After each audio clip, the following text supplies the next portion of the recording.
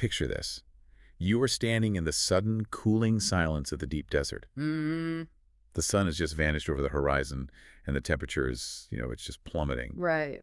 At your feet is a freshly dug grave in this shifting, completely indifferent sand, and inside it lies a man who, barely an hour ago, was fighting you for his own life. Just fighting tooth and nail. Exactly. Shouting, bleeding, completely consumed by that desperate, violent energy of survival.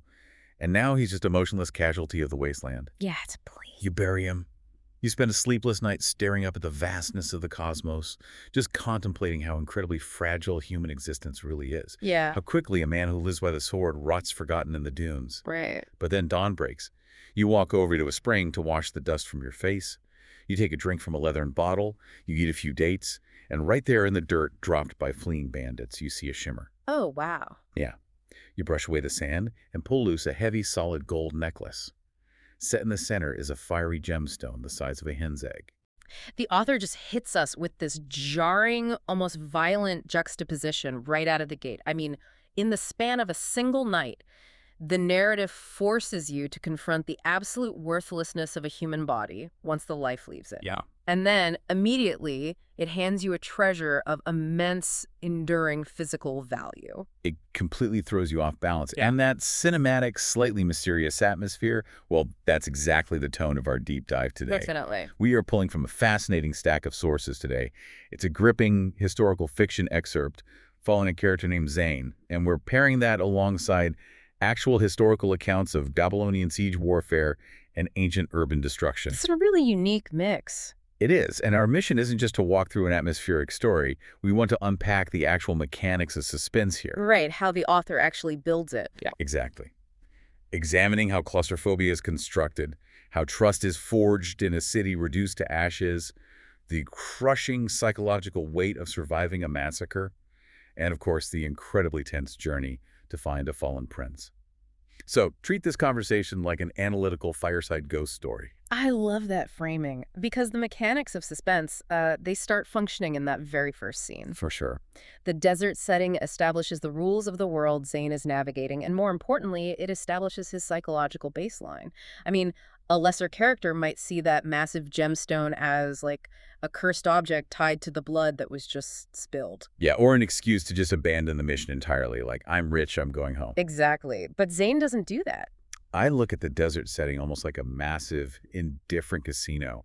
It's an environment that just as quickly takes everything from you like it did the bandit's life, as it pays out a completely unearned, life-altering jackpot. That's a great way to put it. Finding a literal king's ransom right next to a fresh grave sets a very specific psychological stage for a protagonist, doesn't it? It really does. And Zayn proves himself to be just a supreme pragmatist here. He recognizes the philosophical tragedy of the bandit's death, sure, but he doesn't let it paralyze him. No, he just moves on. Right, he takes the treasure, tucks it calmly into his satchel, and pivots his focus entirely back to his destination, which is the ancient city of Nineveh. He treats the wealth merely as a tool. Yes. The author uses this opening to contrast the fragile, fleeting nature of flesh and blood with the cold permanence of stone and gold. Because, think about it, Zayn is carrying a fortune into a war zone. Right into the ashes. Exactly. A place where all the physical wealth in the world has suddenly become entirely meaningless. Which makes his arrival at Nineveh so haunting. Zayn rides toward the city, and the imagery used in our source material is just meticulously designed to build dread. Oh, the atmosphere is suffocating. The landscape is shimmering in this oppressive desert heat. You have these groves of skeletal date palms standing on the embankments. The houses are crumbling mud brick. The roofs are entirely caved in. Just total desolation. And the massive wooden doors of the city gates are rotting in the dust.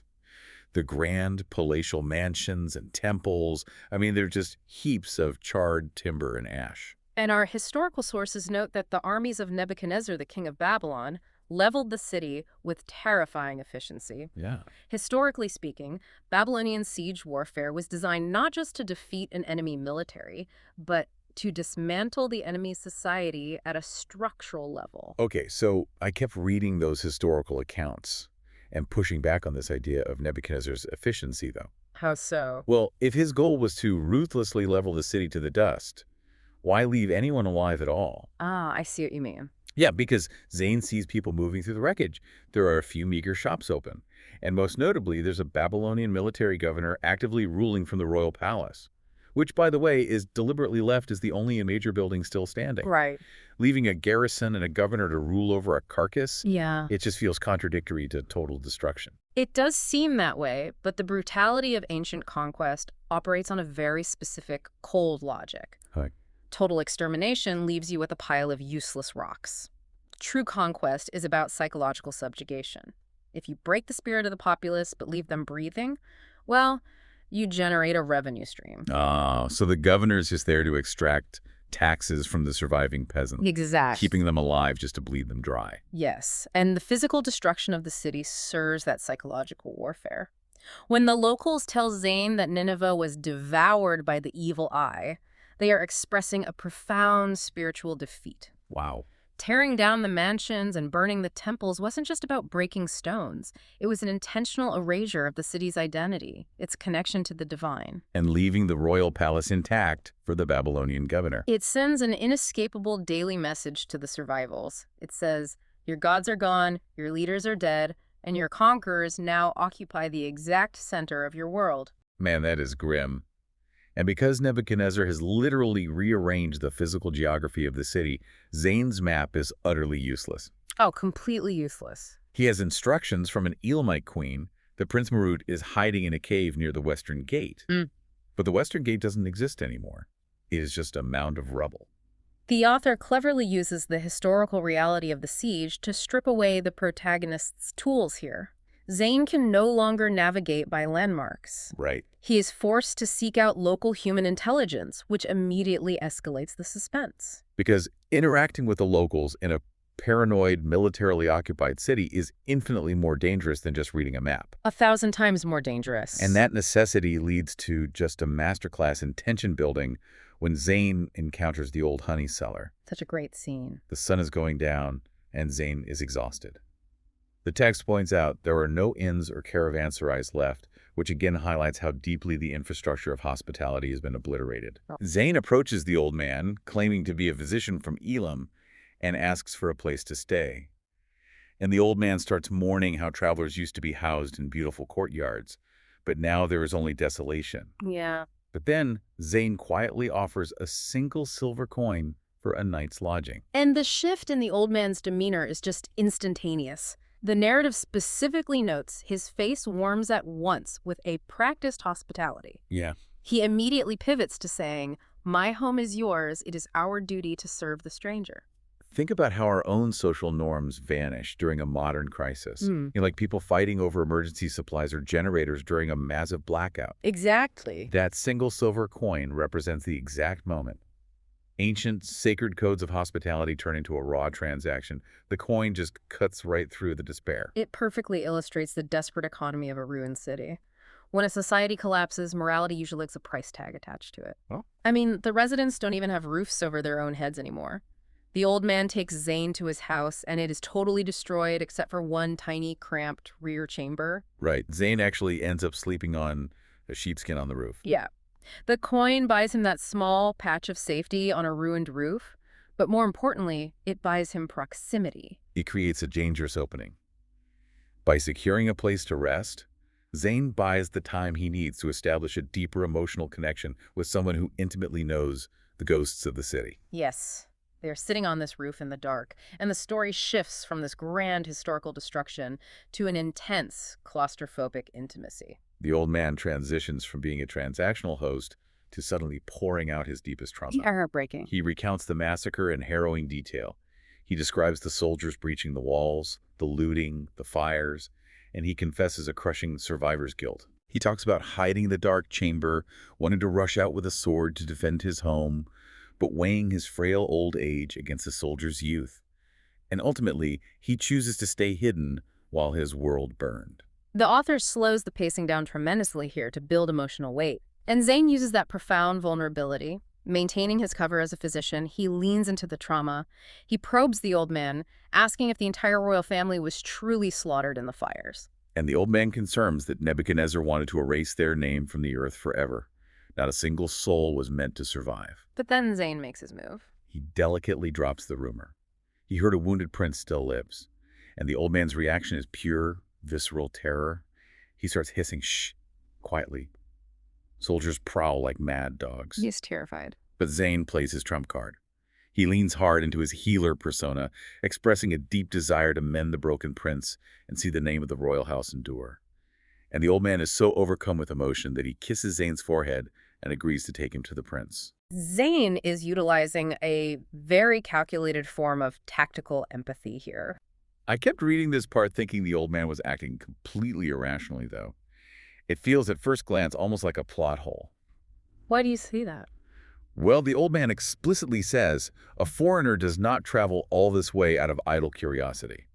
He knows Zayn is highly suspicious. He knows the stakes. If the Babylonian soldiers catch them, the penalty is immediate death. Right. Yet he hands over the city's greatest, most dangerous secret to a guy he met a few hours ago who paid him a single coin. I get why you'd see it that way. It seems irrational until you factor in the psychology of a population subjected to total erasure. Okay.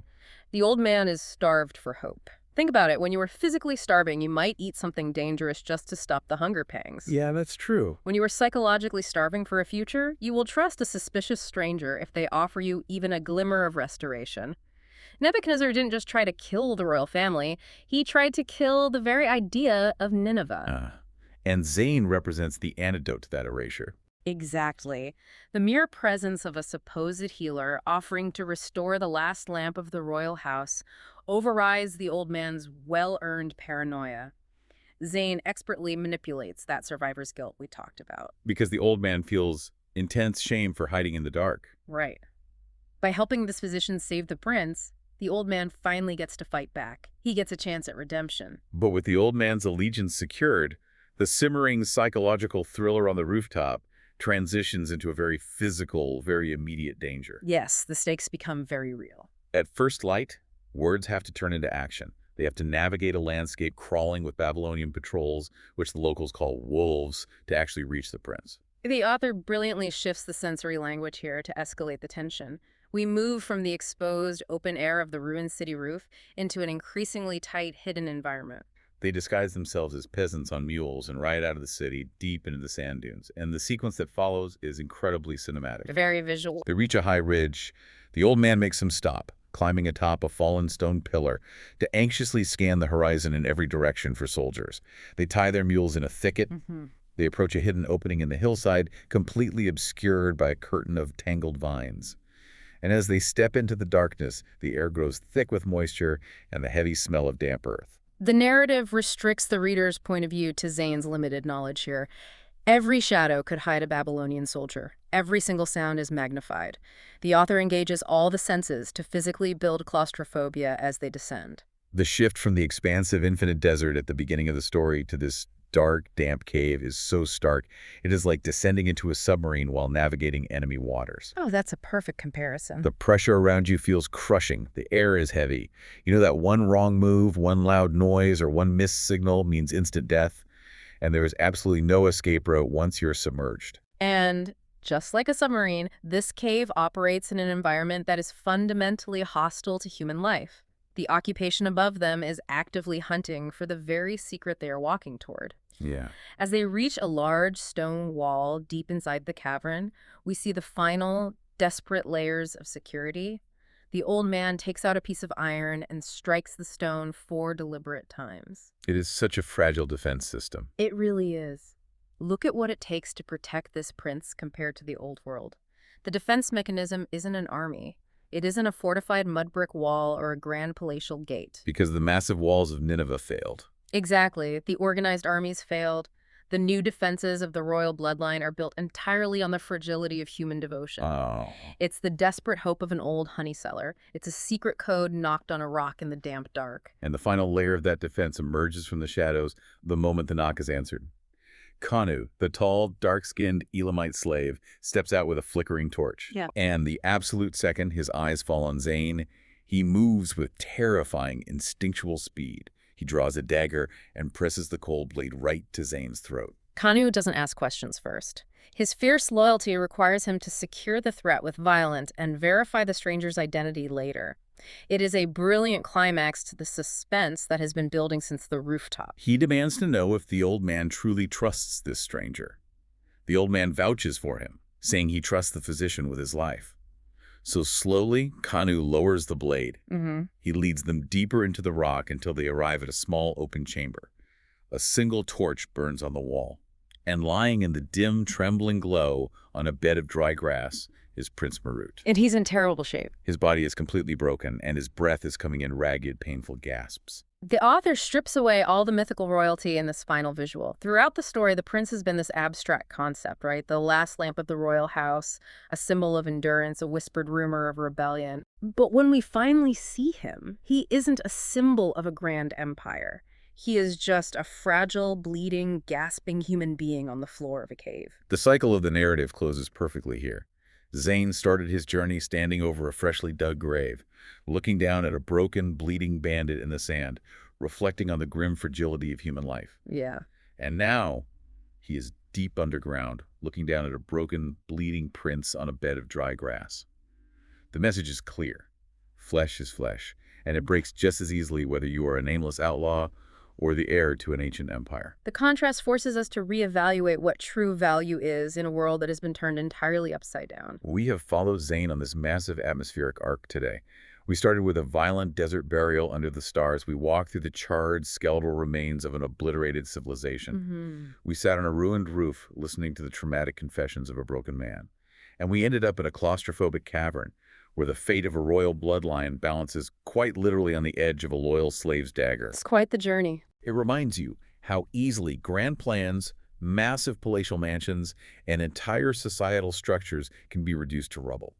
Nebuchadnezzar's siege proved that the physical monuments of a civilization can be erased in a matter of days. And in the aftermath, when all the institutions are gone, the most valuable currency in that wasteland isn't the giant, hen's egg-sized gemstone Zayn found near the spring. Definitely not.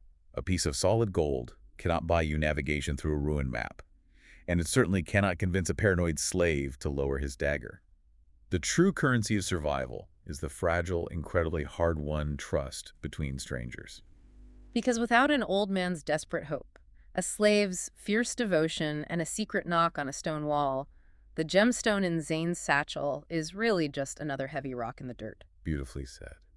As we wrap up this journey into the ruins of Nineveh, we want to leave you with a lingering, atmospheric thought. A question to ponder in the dark the next time you look up at the night sky. When a society is completely leveled to dust and all its laws, its temples, and its institutions are gone, does a survivor's fierce loyalty to a fallen, dying king stem from a genuine, enduring sense of duty? Or is protecting that broken man in the dark simply the last desperate way for those survivors to hold on to who they used to be?